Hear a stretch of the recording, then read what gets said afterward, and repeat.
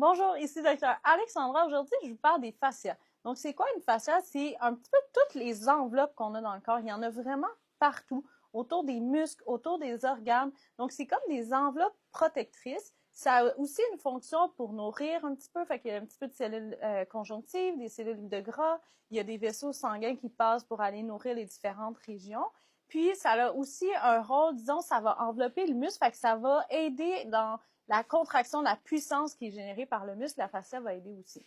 Il peut y avoir différents troubles au niveau des fascias quand elles sont trop tight, parce que les fascias, par exemple, s'il y en a une autour de la cage thoracique, mais ça va s'attacher au niveau des vertèbres. Fait que s'il y a une tension, c'est sûr que ça peut causer des douleurs vraiment un peu n'importe où dans le corps.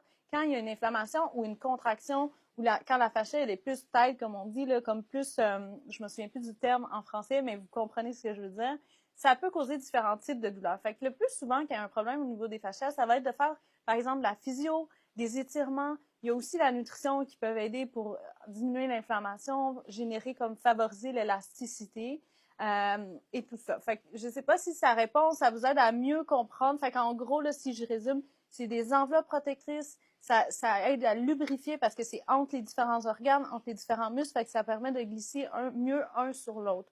Donc voilà, j'espère que ça répond à vos questions. Si vous en avez d'autres, n'hésitez pas.